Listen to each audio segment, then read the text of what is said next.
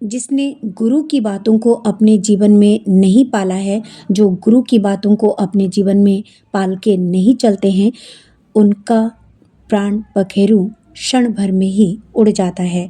गुरूर कथा नैनी काने प्राण जाए तर हिचकटाने, ये ठाकुर जी की वाणी है। और जो इनके अनुसार चलते हैं उनका जीवन उन्नत होता ही है। ये हम सभी ने देखा है।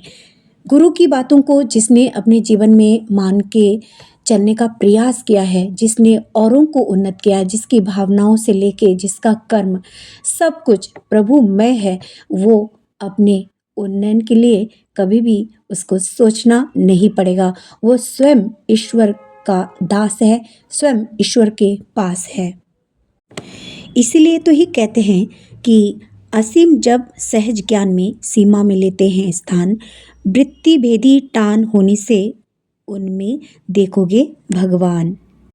मैं कहना चाहती हूँ कि सत्संग ना हिंदू देखता है, ना मुसलमान, ना बौद्ध देखता है, ना ईसाई, ना अमीर देखता है, ना गरीब, ना ऊंचा देखता है, ना नीचा, ना ऊंच देखता है, ना नीच।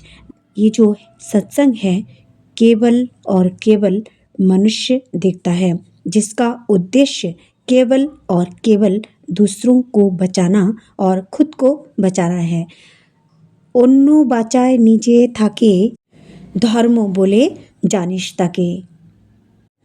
सबको बचाना और अपने को बचाना, उसी को तू धर्म समझना।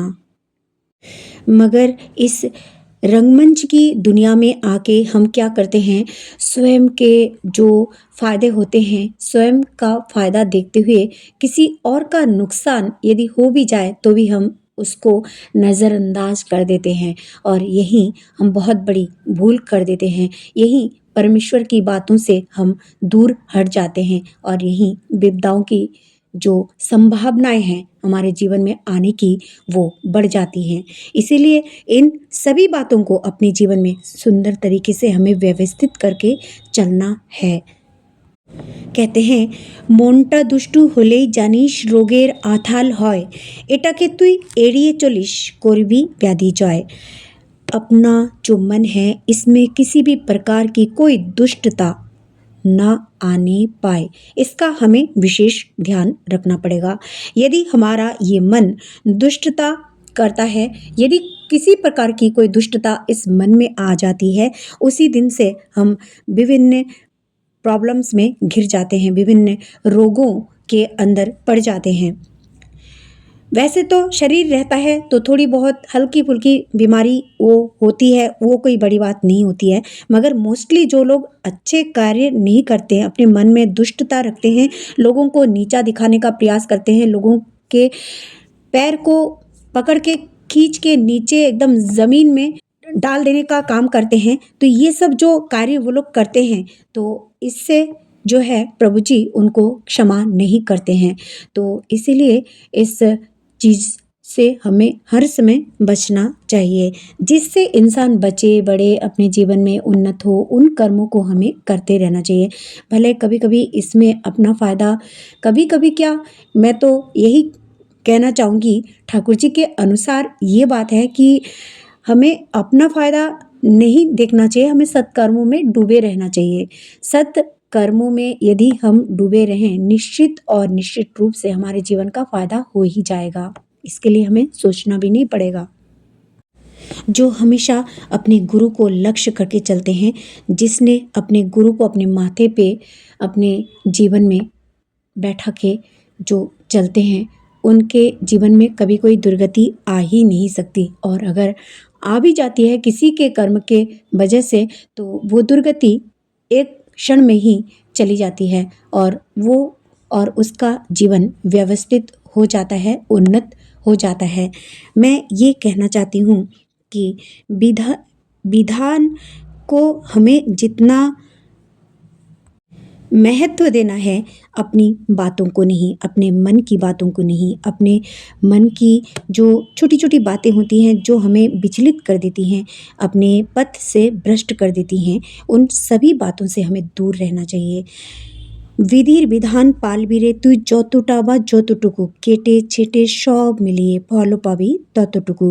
विधि का जो सिस्टम होता है, विधान होता है, उसको हम जितना पालन करेंगे, जितना हम विधि के विधान को पालन करेंगे, उतना ही हम अपने जीवन को व्यवस्थित करेंगे और प्रभु काट छाट के जो भी कर्म हमारे बनते हैं उसी अनुरूप हमें फल भी देंगे।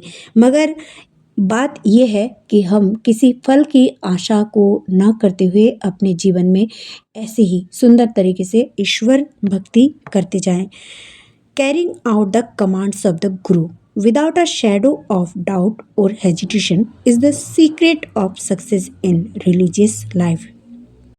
There is no other path of follow. निस्संदेह या निर्द्वंद होकर गुरु के आदेश पालन की अदम्य प्रचेष्टा ही आध्यात्मिक जीवन में उन्नति का सोपान है। अतः इसके अतिरिक्त अनुसरणीय अन्य कोई पथ नहीं।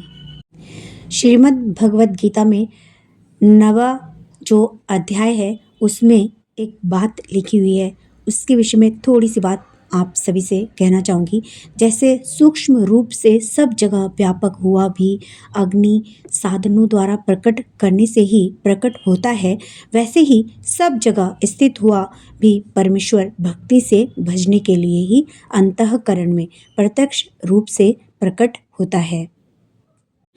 अतः हमें अपने अंतःकरण में वो भक्ति, वो श्रद्धा, वो समर्पण ईश्वर प्रेम में जगा के रखना है और निरंतर इसकी ज्योत जलती रहे। इसलिए ये भक्ति का तेल हमें डालते रहना पड़ेगा हर परिस्थिति में, चाहे हम दुख में रहें, चाहे हम सुख में रहें, हर परिस्थिति में ईश्वर हमारे हैं।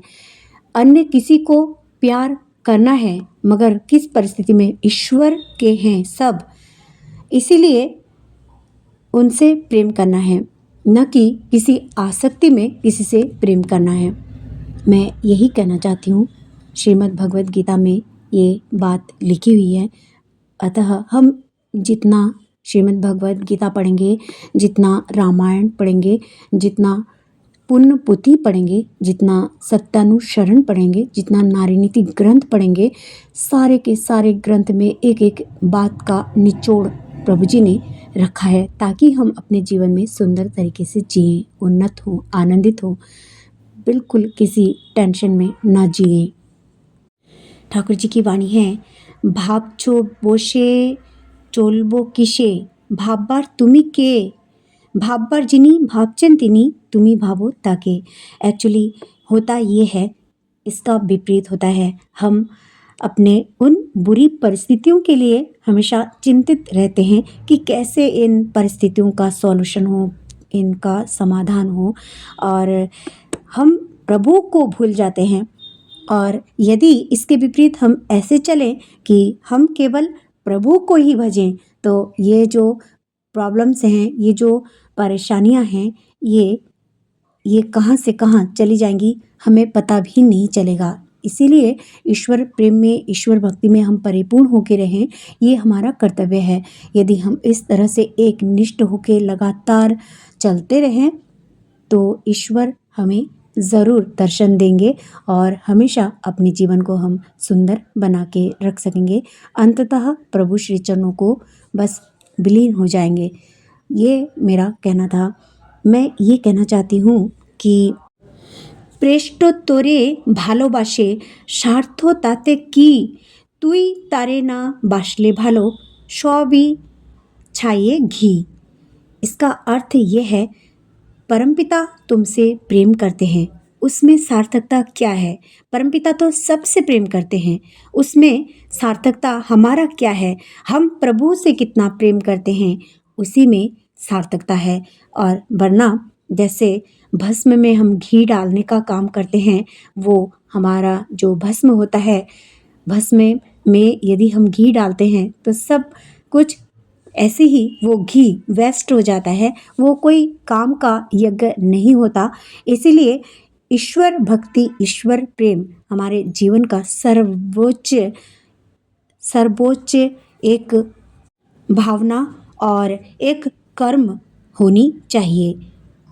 आज इन्हीं बातों सहित प्रभु श्री चरणों में कोटि कोटि प्रणाम करते हुए आप सभी को कोटि कोटि प्रणाम करती हूँ और प्रणाम करती हूँ इस भारत के विदेश के समस्त पूजनीय जो भी दर्शक लोग हैं सभी को कोटि कोटि प्रणाम करती हूँ, नमन करती हूँ और ठाकुर जी के श्री चरणों में प्रार्थना करती हूँ कि आप सभी का जीवन सुंदर बने रहे, उज्जवल रहे, आलोकित रहे और प्रभु श्री चरणों को आप सभी लोग यूं ही पकड़ के रख सकें। ये प्रभु जी कृपा आप सभी पर बनाए रखें, मुझ पर बनाए रखें।